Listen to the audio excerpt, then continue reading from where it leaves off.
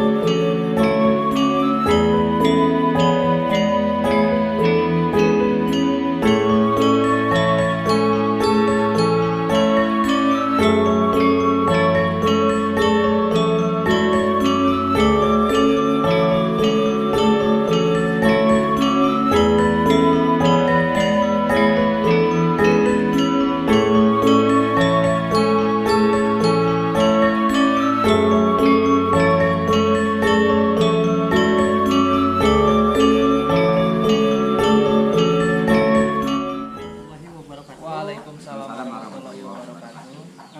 Kembali lagi di Wisata Karukubun Official, bah nama channel kita tuh dan ya ngabukakeun sejarah para wali anu aya di Kabupaten Bandung Barat lah tujuan teh bah. Jinten anu salares nama kahoyong nama anu teu acan ka ekspos ku masyarakat, anu teu acan ka situs cagar budaya, hoyong nama dibukakeun.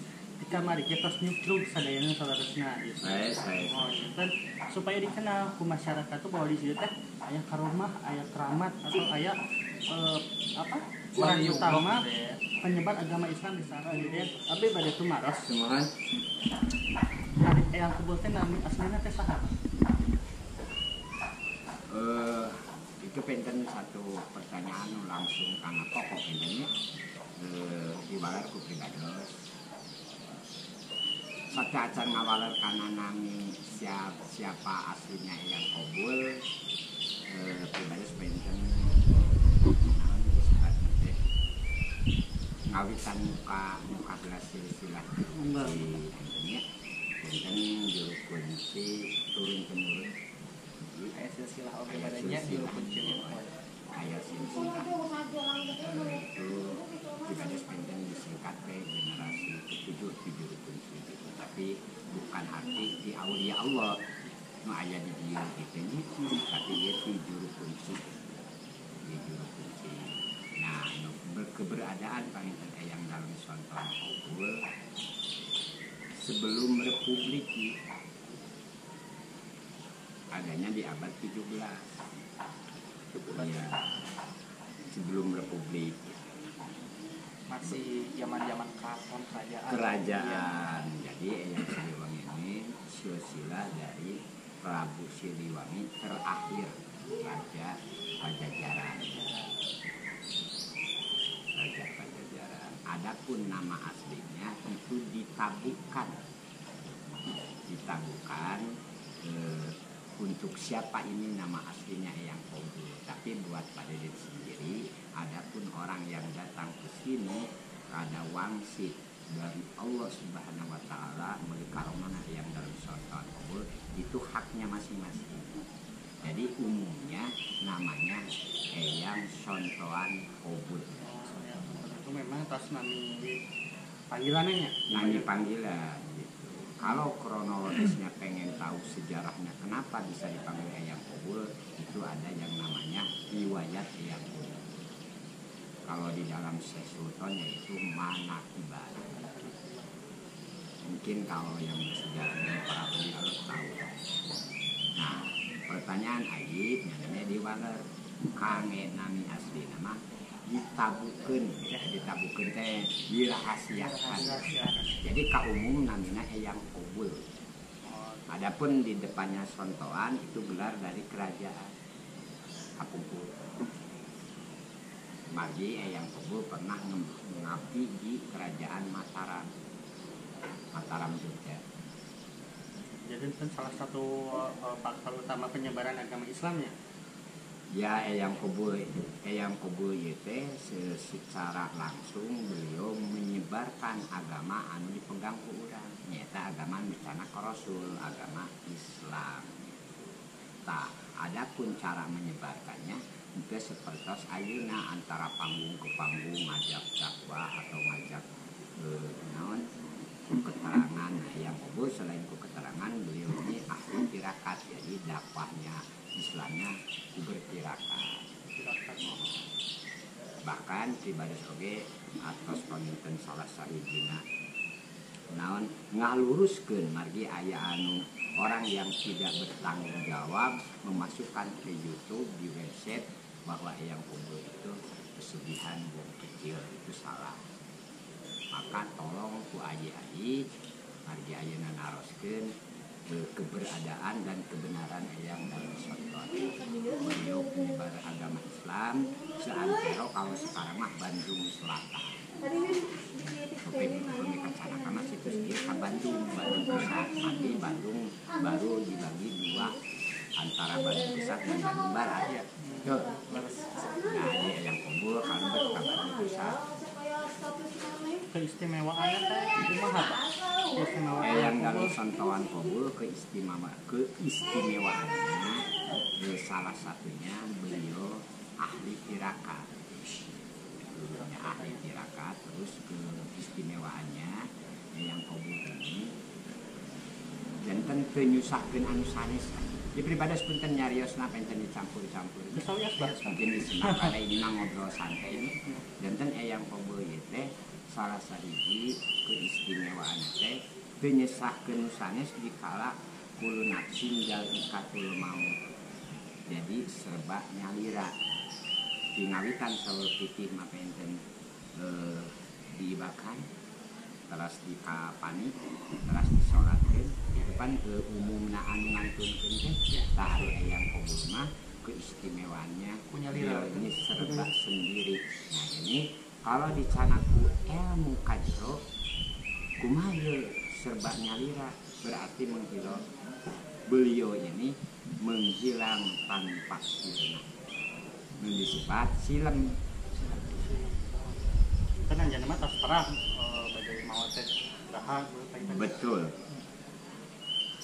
Bahkan kan sebagian umum di punten. Ya kita bicara nanti mari dia menjurus kana agama kan ya. Menjurus kana agama gitu. Nah, pribadi penten dia kanu berhadapan sareng pribadi di makom dulu, di makom mana dulu ini gitu kan bab ilmunya. sedangkan basic di pesantren mah sebenarnya kan di makom syariat anu dipandu ku fikih. Jadi memang saterang abdi oge aya hiji ilmu kumaha urang biasa maot dikanyahokeun. Karena di Al-Qur'an juga sudah dijelaskan, Betul. yaitu di Al-Baqarah 180. Betul. Diwajibkan atas orang-orang yang bertakwa apabila datang kematian, apabila datang tanda-tanda kematian, maka segeralah berwasiat. Itu bagi orang yang bertakwa, dan di situ kata garisnya diwajibkan. Nah, berarti untuk kematian sendiri itu ada caranya, ada ilmunya yang memang kudu dikejar lah tarekat ka para wali teh. Nah, di dia kunaon anu disebutna oh ieu mah kunyalira cenah. Nah, banyak bah yang apa di luaran sana tuh oh maunya cenah bisa mau kudu dikanyahokeun bisa mau bukan dikanyahokeun tapi datang tanda-tandanya banyak. Betul, jadi dikembalikan sama Pak Deden. Jadi kan waktu Pak Deden 2002 ditunjuklah sebagai juru kunci. Dikarenakan Pak Deden ini basic dari sekolah. Putra paling kecil dari keturunan Bapak Haji Sukarya dan Ibu Hajah Nani Pisau. Ternyata Pak Deden di sini jadi ada wangsit atau amanah harus memegang karomah. Nah, dengan sendiri Pak Deden ini belajar mendekatkan kepada Allah melalui tirakat di makom itu sendiri. Jadi akhirnya adalah satu petunjuk buat Pak Deden. Tapi kalau untuk masalah dari keluarganya Mama yang Kobul itu Bang, Itu mungkin silsilah. Ya silsilahnya itu adakah putra-putranya sampai Ada. Yang di daerah sini Pak. Enggak, bukan. Jadi anu disebat putra-putrana mungkin ini kan aya anu disebat ayana sejarah atau nabi hawal atau nabi pamenak sanes kawal gitu. Kawal gitu. Pamenak ya. Itu pamenak masing-masing pamenak. Contoh di pribadi kan sedikitnya orang anu pengen tahu ke dalam gitu. Terus ayah kawal bahwa yang Kobul itu dari Mataram Jogja. Nah, terus Pak Deden berpikir, kenapa kok ada di Buni Buana? Sedangkan Buni Buana ini teh Sunda Pajajaran. Nah, terus saya ku Pak Deden dituju. Yang Kobul ini siapa sih bapaknya? Jadi sebenarnya silsilah dari para wali itu ibunya tidak diketahui. tanda Tanya si ibunya. Tapi kalau bapaknya kok ada. Pak Deden masih dikejar ini. Nah, nu berhubungan sareng Ramana Eyang Kobul teh putra Eyang Kerti Manggala. Makona di Cisondawut Sindakerta. Yang kemarin. Nah, Eyang Kerti Manggala sendiri punya ayah. Siapa ayahnya? Yaitu Eyang Eyang Gedeng Rungkang di Cipati Picung Gede. Eyang Gedeng Rungkang punya ayah lagi yaitu Eyang Kertamana Cikabuyutan Ciwidey. Adipati Kertamana. Iya. Adipati Kertamana ini punya bapak lagi Eyang Rarang Jiwa. Ini tidak ada makomnya, ada situsnya di Gedugai. Masih di Santero Ciwidey. Jiwa yang kemarin kita naik gunung. Nah, terus dari Larang Jiwa ini punya bapak lagi namanya Prabu Larang Pakuan di Seantero Bandung Selatan, tepatnya di Patuha daerah sana. Gunung Patuha Mohon daerah Ciwidey Bandung Selatan. Si Eyang Larang Jiwa, si Eyang Prabu Larang Jiwa, namanya itu Eyang Gedeng, Eyang terus di Eyang Larang Jiwa barusan jadi ayahnya Prabu Kuntun Buyeng. Nah, Prabu Kuntun Buyeng ini salah satu anak dari Siliwangi, tapi desa ibu. Margi zaman sejarah kapungkur ku ayi-ayi pinten atus kauninga bahwa nu ngalebetkeun Islam ka Pajajaran itu yaitu Syekh Quratul Ain. Beliau seorang saudagar dari Jazirah Arab. dikarenakan beliau udah dirasa sama Allah, maka bawa politiknya apa itu, yaitu bawa santri namanya yang Subang Larang. Terus dididik dina agama nu dicipong ku urang. Nah akhirnya kan beliau singgah di pesisir utara, yaitu tepatnya di Karawang. Beliau mendirikan dagang, sudah garing dagang. Itu kan dulu kekuasaan Pajajaran. Nah akhirnya disuruh diusir lah utusan raja dari Siliwangi itu. Tapi kan si Eyang ini, beliau Eyang Syekh Quratul Ain ini justru waktu Eyang Siliwangi malah besar mau mengusir Eyang Syekh Quratul Ain, malah dihadapi sama istri yaitu Subang Larang. Tadinya mau marah, akhirnya dia kesengsem lah, itu apa namanya, bogoh lah bahasa Sunda, bercinta nya bisa masuk istilahnya yang Siliwangi yang terakhir ini jadi agama Islam, tapi sadayana dirahasiakeun. Bahkan kan anu diketahui ku aya kan Pajajaran ieu teh aya kerajaan, tapi kok tidak ada istilahnya peninggalannya mana, cuman tempat namina patilasan itu kesaktian Eyang Siliwangi. Dan Eyang Siliwangi ini banyak kepada Den tanya, pada Den, Eyang Siliwangi ini agama Islam atau bukan? Saya balik tanya, Eyang Siliwangi keberatan? Ada 8 itu ya, betul, 8 generasi. Ku abdi dibalik tanya ke sedengkeun Siliwangi nu terakhir nu ieuna di Bandung, Sri Bagunda Maharaja, itu jelas sudah Islam. Tapi semuanya dirahasiakan. Bahkan anaknya sendiri dari tadi udah jadi perjanjian dengan Syekh Quratul Ain dengan syarat-syarat tertentu. Contohlah syaratnya 1, harus masuk Islam, maka masuk Islam, maka menghasilkan 3 keturunan, Walang Sungsang, Rara Santang, dan Kian Santang. Ini dari ratu. Nah dari selir margi Eyang Siliwangi yang terakhir ini banyak istrinya, maka menghasilkan Prabu Kuntung Duyung yang tadi jelas langsung ke Eyang Tiluhur. Abdi nyalakan itu Tiluhur. Yang Prabu Kuntung Duyung aku putra, gaduh putra nyata Larang Jiwa. Larang Jiwa gaduh putra Larang Pakuan. Putra dari Prabu Kuntung Duyung. Nah, Larang Pakuan punya putra lagi yaitu Larang Jiwa. Nah, yang 3 ini tidak ada tempatnya.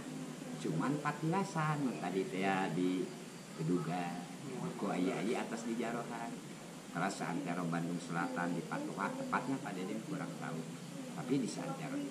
Nah, mereka pernah ke silsilah yang unggul nu aya makoman, yang sangat di Pati Kertamana, di Kabupaten Ciwidey. Maka orang kebanyakan menyimpulkan dari tadi teh makomnya di mana ilmunya, mitos lebet Islam, yang Kertamana margi aya makomna teh, kaluhurna disebut belum Islam.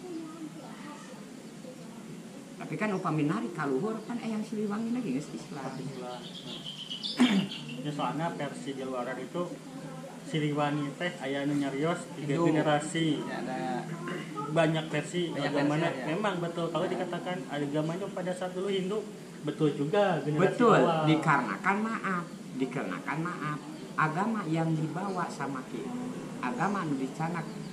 Jadi maksana kieu. Bade aya Islam di urang kumaha da Kangjeng Nabi lagi can dilungsurkeun di jazirah Arab, di kita udah ada kehidupan. ya, beres.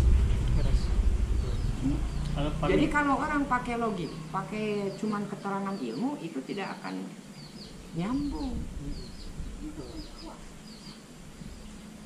Selain ilmu sejarah, ilmu logika juga semua dipakai sahabat. Sumuhun. Jadi tidak memandang suatu sejarah dalam satu pandangan, karena masih banyak pandangan-pandangan lain. Pandangan lain. Terus di dalam Islam juga udah tercatat, kita udah tahu yang tersirat itu cuma ada 6.660 ayat, 66 ayat, 30 juz, 114 surat. Itu kan. Terus ini justru yang banyak yang tidak tersirat. Gitu. seperti macam-macam alam ini. Contohnya semua kan kita jadi duta sama Islam, sama Allah diciptakan untuk mengenal lebih dekat dengan Allah sendiri. Di ngaji diri berarti. Cuk, kolot mah itulah orang Sunda mah. Itu Semua balik kepada diri sendiri. Tak ada yang keluar. Sementara hadis Rasul sudah menjelaskan, siapa orang yang mencari Tuhan keluar dalam dirinya, maka dia tersesat. Bukan sesat, Betul. tersesat ya. Betul, betul. Bahkan kan menambahkan Rio itu kan udah jelas. Suatu hadis, man arofa nafsah faqad arofa Allah. Siapa manusia yang ingin mengenal dirinya, jangan cari ya di luar, ya, diri sendiri dulu cari. kenali diri dulu sendiri. Kenali dulu. Nah ini makom ini bukan makom kuburan ya, makom ini udah beda, ini bukan di syariat. Maka dulu ada sisindiran dari kolot-kolot kurang, pat guripat, gera gede, gera lupat, gera ngaji, nu opat, syariat, tarekat, hakikat, duit kamaripatnya kan. Mung dijauhkan ku penjajah, margi eta kami mengenal Gusti. Dijauhkan ku penjajah, margi urang dijajah 350 tahun, maka ada adu domba dari penjajah. Bahasanya tong asup tarekat eta mah ilmu wali, moal kaberi. Gitu kan? Ya. Di negara di kolot urang, temboro di kolot urang, maaf yang sangat ini di ahli sementara saya petunjuk pas saya di sini memegang karma, ada petunjuk saya harus belajar Thariqah ke Qadariyah Naksabaniyah yang dikembangkan pondok pesantren Sunan. Nah, alhamdulillah sesarengan tuh. Sebenarnya Disambungkan ke Guru Agung Syekh Ahmad Wafat Tajul Arifin, merinding nih pada dia. Dan ayeuna ketika kita belajar Islam itu tanpa tarekat, naon cenah? Nah, diibaratkan itu kehampaan. Jadi hampa lah ya. suatu keagamaan itu tidak akan bisa mengenal Allah kalau kita hanya belajar syariatnya saja. Kita belajar tarekatnya saja. Kita belajar hakikat saja. Itu satu kesatuan yang tidak bisa Di sini maaf ya, di sini aja sesama ikhwan atau bukan, jangan ada ketersinggungan dikarenakan mungkin ini makom-makomnya ilmu baru diketahui atau baru ditujukan sama Allah di sana. Iya, betul. Nah sementara orang-orang yang udah masuk ke tarekat maka digiringkan hakikatnya sama Allah untuk mengenal Allah itu sendiri. Eta pisan pemirsa lah pokoknya Ini mah pisan nih. setuju banget saya. Ini karena bah saya juga dulu dikenal di orang tuh ya kalau belajar tarekat harus katanya Udah 40 tahun. 40 tahun Tapi sementara ilmu untuk kita mengetahui kitab kan tadi yang saya sebutkan di Al-Baqarah 180 itu hanya dengan ilmu tarekat, bukan ilmu tarekatnya para wali yang harus kita kejar ya Bah ya. Karena dengan itu kita bisa membuktikan bahwa meninggal itu akan ada tanda-tanda kepada kita. Tong kajong jonanting di dunia ya banyak. Saya nambahkan keterangan barusan dari Rio. Ziarah ini kalau dibuka dari makom fikih, maka ini ziarah ini silaturahmi. Datanglah ke tempat peninggalan para aulia Allah. Contohlah ke situ. Di sini kan udah cagar alam. Datanglah ke Eyang Kobul. Oh bener. Di sini ada makom Eyang Kobul. Maka ini silaturahmi. Nah kalau di makom Thariqah ini kita harus bertafakur diri. Kenapa sih Eyang Kobul? Eyang Kobul ini kan manusia. Kenapa sih dijarohan dari mana? Kita bertafakur. Ternyata dari arti jarah ini, ternyata artinya jalan rahasia menuju ke Allah. Jalan ini sendiri kalau bahasa Arabnya Thariqah. Itu tarekat. ya Thariqah itu Jalan. jalan. Ya. Betul. Jalan menuju. Maka Eyang Kobul juga seorang manusia, kenapa sih banyak datang mencari berkah yang disebut tabaruk. Tabaruk itu mencari berkah dan karomah. Berkah dari doa yang diucapkan di itu makom, karomah itu harus diambil. Soalnya karomah itu akan diluncurkan atau diturunkan sama Allah sendiri dengan orang yang mau ziarah tadi. Itu aja. Nyambungnya. Nah, mungkin di konsep lah silsilah Eyang Kobul generasi ketujuh di Prabu Siliwangi, tapi bukan dari ratu, dari selir. mung anjeunna tos nyanak istilahna ilmu-ilmu yang bukan dipelajari di fikih. Ya fikih unggul mah bener ya Mbaknya. Tarekat unggul mah bener. Ini memang semuanya harus dijalani. Harus beriringan bersama. Ya, harus diri bersama. Soalnya ya memang gitu apa di luaran tuh ya itu kita tuh termakan dengan sebuah kataan ilmu tarekat itu hanya dicapai ketika 40 tahun, sementara itu jalan kematian Mbahnya. Kok mau disukkan maut? Kan banyak yang ngomong banyak mama jeroting ngelebuna cenah kudu geus 40 tahun. Lain jeroting tapi karena yang rek leungit Ya. Siap, abi ke silaturahmi kan. Salam. ilmuna ilmu kolot cenah nyoba sahur. Sahur di umum. Ilmuna ilmu kolot. Sahur di umum. Itu silakan. Buat Pak Deden sendiri itu tidak akan istilahnya menyuruh atau mengharuskan, silahkan di manalah makom ilmunya. Kalau mau makom ilmunya syariat tidak mau naik ke makom-makom yang dicontohkan sama para wali, itu silahkan. Mungkin itu mencari pahala dan ganjaran dari perbuatan ibadah itu sendiri orang itu. Dikarenakan semua manusia baik kalangan laki-laki maupun perempuan, baik muda, udah dewasa dan udah tua, kan intinya wama kolakul zina wal insa ila iya budun. Itu kan pada intinya manusia itu.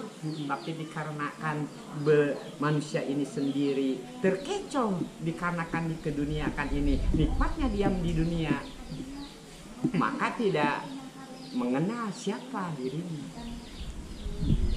Jadi banyak juga para khususnya di kalangan kita, beberapa orang selalu ditanya tujuan hidup naon terus kolot hayang ada ini yang tepat hanya banyak bukan tempatnya di dunia ini tuh gitu. Kita akan silih berganti, susah senang tapi lamun ngaji tarekat atau ngaji ilmu kitab susah senang Apaan Pajajaran? Kita ini keturunan asli Sunda, Pajajaran artinya kudu sajajar, sok Siliwangi, sok Sili Semintan. Maka di mana kalau ketemu sama orang Sunda ini sendiri moto Siliwangi, maka akan terjadilah di negara itu gemah lipah, tepe api, longgina. Nah inilah simbol siloka Dari Bandung. Silih asa, silih asi, silih asu. Di semua sudah ada silokanya yang berhubungan dengan agama Islam. Ini harus dikejar sama asli orang Sunda. Tolong. Jangan sampai hilang ya Pak ya. Jangan sampai hilang.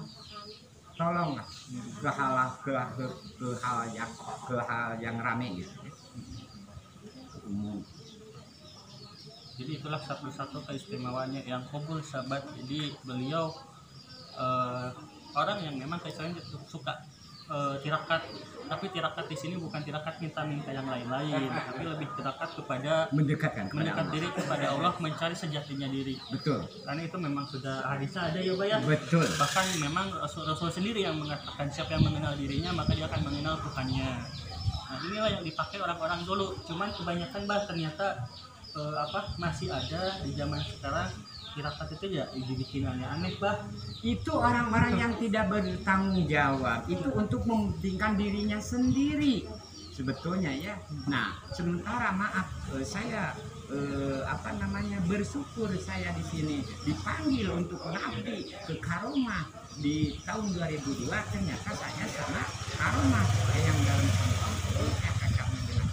untuk mengenal diri sendiri. Bahkan sekarang saya jadi pembina di Kodoya Naksabandia yang dikembangkan Ponpes Wiryono. Nah saya tekankan, kalau pengen sedikit mengenal diri sendiri, tolonglah bawa toriko. Adapun toriko yang mau diambil silahkan toriko. Banyak Ini yang Mutabaro ada 42, tapi yang digemari Kodoya Wan Naksabandia.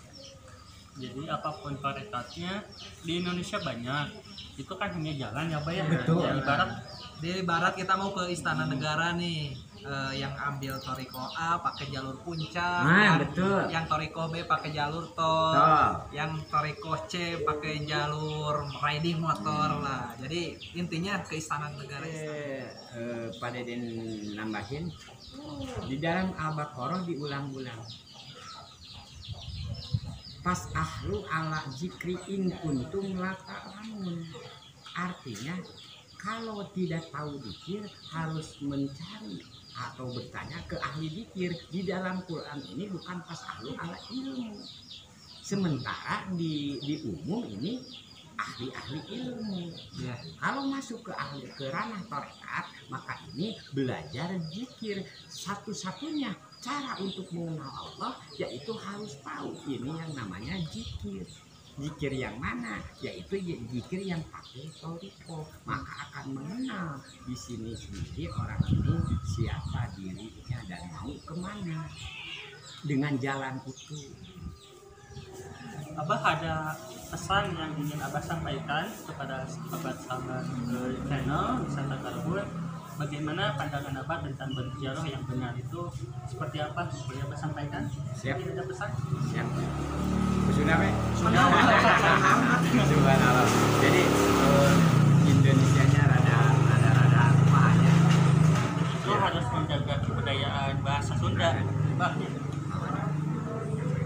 Para sahabat sadayana pinten khusus kangge wargi-wargi tadi Wisata Karuhun mangga pinten pada den ngiring dinga alam kene tos gadi istilahna keinginan kangge nyucuk para leluhur moal aya urang mun teu aya haranjeuna. Cara urang berterima kasih ka karuhun ieu painten pilarianlah situs-situsnya menyebarkan agama. Nah, adapun pinten saran manggalah ke Lampung masing-masing bade jarok kumaha bade melalui cara-cara nama kumaha mangga. Para wali itu sesungguhnya tidak meninggal kata Al-Quran ya Pak ya. Itu udah jelas Yunus 10 kalau nggak salah, ala inna auliya Allah la khaufun alaihim wa la hum yahzanun.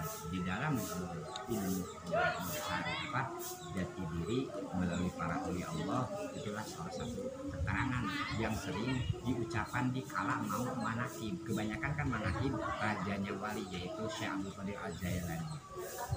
Nah gitu tadi salah satu. Nah, itu satu keterangan dari Al-Quran. Adapun yang berhubungan dengan ziarah dikarenakan banyak yang tidak senang bahwa ziarah itu bisa musyrik atau meminta kepada makom atau kuburan. Ini bukan. Coba bisa dibuka dulu Al-Maidah 35. Itu kekuatan untuk kita mencari wasilah. Silahkan sama yang punya ilmu dilihat dalam Al-Quran. Itu kekuatan untuk mencari wasilah. Yaitu kalau menurut saya wasilah ini yaitu ziarah para aulia. Jadi saya sahabat titip apa memang berziarah itu berjalanlah semestinya karena memang Rasul juga mencontohkan ya Pak ya. Betul. Cuman yang jangan dipakai yang aneh-aneh atau minta-minta yang lain-lain Minta ya. gimana atau pusaka minta ini itu udah bukan zamannya. Bukan zamannya ya. Kita datang berziarah mendoakan yang sudah meninggal dan mudah-mudahan Kita bertafakur. Betul, kita bertafakur. Yang meninggal juga mudah-mudahan mendoakan kita ya Pak ya. Oh jelas. Kita sharing doa aja lah sama yang sudah meninggal. Yang penting mah kita perbaikin ya kita, tapi kita datang sini yang mendoakan saja sambil menghargai bahwa bagaimana susahnya pada satu menyebarkan agama Islam. Dia harus berterima kasih ya. Jadi berterima kasih itu ya dengan berdoa, bukan minta yang lain-lain sahabat ya. Aduh, titip sahabat. Dia ada lagi Pak yang mau disampaikan Pak? Nah cukup aja.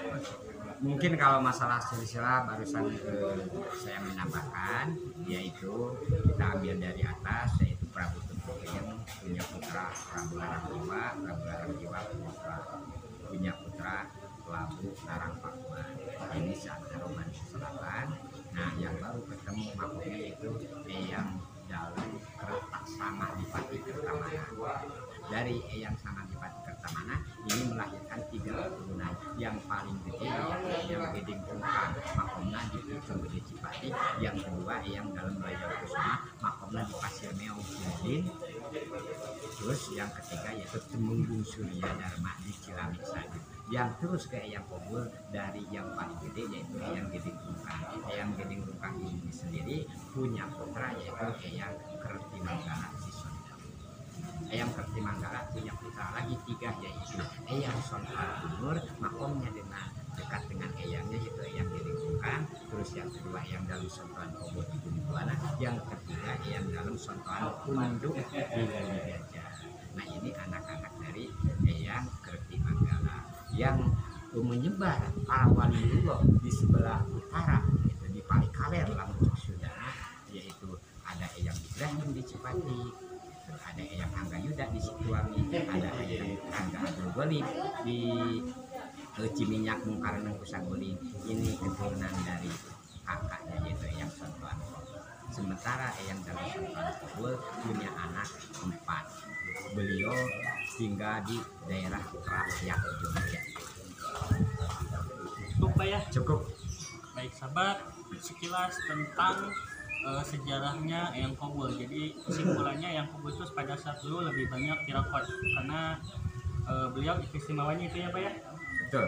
Jadi lebih mendekat kepada Allah dengan menyendiri. Bahkan sedikit menambahkan Eyang Kobo mengabdi ke Mataram, pulang lagi ke Tanah Sunda, yaitu ketemu dengan generasi ke-7 dari Eyang Kobo, yaitu Eyang Rangga Hadikusuma yang disebut Eyang Gajah Eretan.